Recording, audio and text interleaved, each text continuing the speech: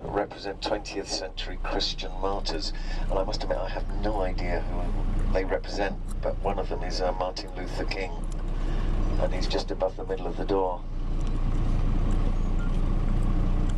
And it's inside the door of Westminster Abbey that's where our tomb of the unknown soldier is, and it was the very first unknown soldier's tomb anywhere in the world, and it was started by the Dean of Westminster Abbey, and he was travelling around the graveyards northern France after the First World War, horrified to see so many graves with just a simple cross which said unknown soldier. So he thought what a great idea it would be to bring back one of the bodies and bury it there with full military honours, so that everybody that had lost somebody in the First World War could think it was their loved one buried there.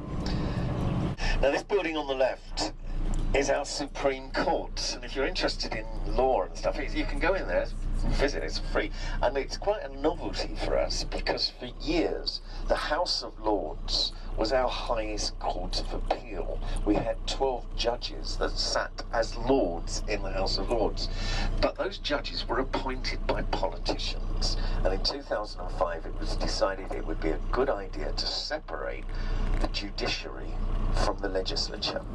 So now judges appoint judges. So it's not the politicians. So this is our Supreme Court. And it's amazing, the Chief Justice is called Judge. His name is Judge, isn't that weird? Destined from birth. Now on the left there's a statue of somebody that you may recognise. I can never remember his name, just there on the left. Abraham Lincoln, that's the one. I gather he was famous.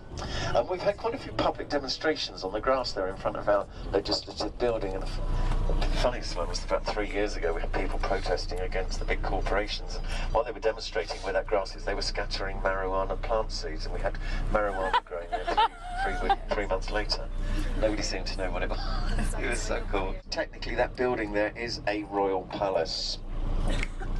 Now we're going to go up Whitehall, and Whitehall is full of government buildings, but Whitehall used to have a palace here, and it was a huge palace. It was the favourite palace of Henry VIII, but it was burnt down in 1698, so that's why it's government buildings. The building on the left is the Treasury building, where they're supposed to look after the money but not doing a very good job, and at the end of the Treasury building, underneath it, is the Cabinet War Rooms, where Winston Churchill had his famous wartime bunker built, and it's open as a museum now.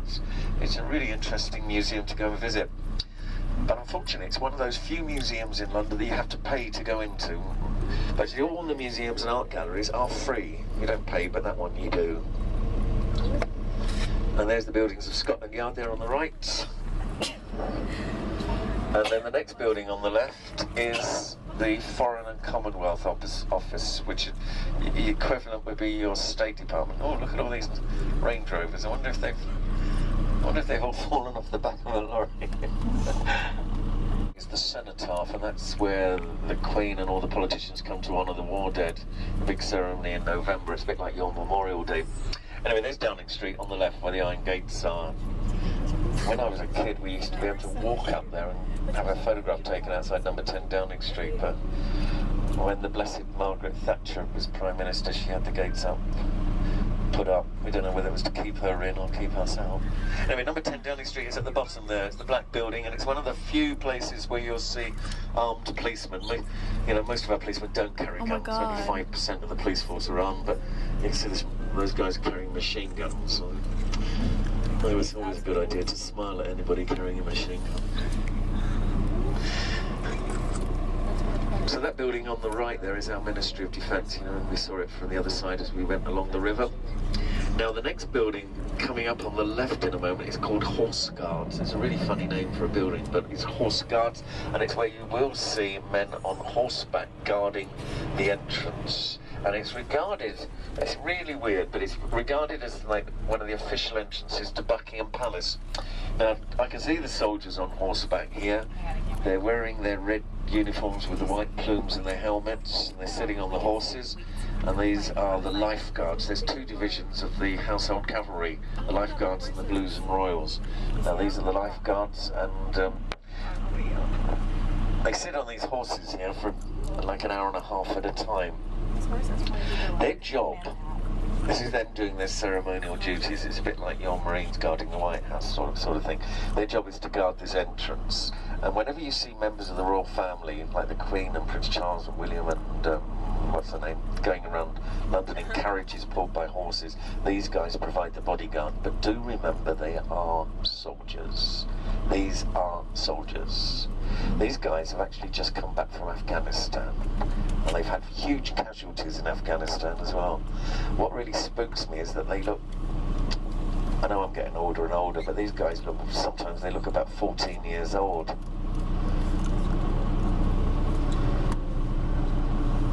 If you do come here, try not to pet the horses, because they just get,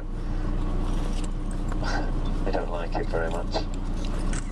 And those swords are quite sharp. Look, see this guy, he's gonna, look at the guy looking at him. So as we go past, look under the arch and you'll see a big sandy parade ground at the back through the arch there. He does and look like he's that's 14. where in Saturday week it's the Queen's birthday parade, the Trooping of the Colour. And it's a must-see event. If you're around on that Saturday, I'll show you where to stand, and you watch all the members of the royal family go down and they watch a big parade on that parade ground. You have to get tickets for that, so you won't be able to get there, but I'll show you the street to stand on the Mall in front of Buckingham Palace. But that parade ground through there, now as we come into this, yeah. So this is Trafalgar Square that we're coming into, but if you look to the left, just as we come in, there's Admiralty Arch. If you look to the left, you'll see Admiralty Arch, and the road running down there is the Mall, which goes down to Buckingham Palace. You've got to stop at these lights. Yeah.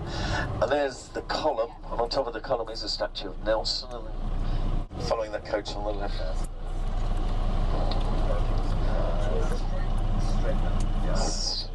Now the road that we're going down now is called Pall Mall. It's where all the boring old stuffy gentlemen's clubs, which are totally different to gentlemen's clubs in the United States. Entertainment slightly different. Now these clubs didn't start here, they started in coffee houses in the City of London. Coffee, when it first came, was incredibly expensive in the 1680s. Only the rich could drink it, and they formed clubs, which eventually moved here. But one of the coffee house owners in the city had the great idea of putting a box in the doorway of his coffee house. Everybody leaving had to walk past it. And he wrote around the box, "To improve promptitude of service," capital letters, TIPS. So if you ever wondered where tips and tipping comes from, it's the coffee houses of London. Just there on the left is the column, and on top of the column is the statue of the Grand Old Duke of York, who had 10,000 men. He marched them up to the top of the hill, then he marched them down again. But when they were up, they're up, and when they were down, they were down, and when they were neither halfway up, neither up nor down. As you work out, a very confused military commander. This club on the left is the Athenaeum Club, and then this one on the left now is the Reform Club, Travellers Club. So lots and lots of these clubs around here.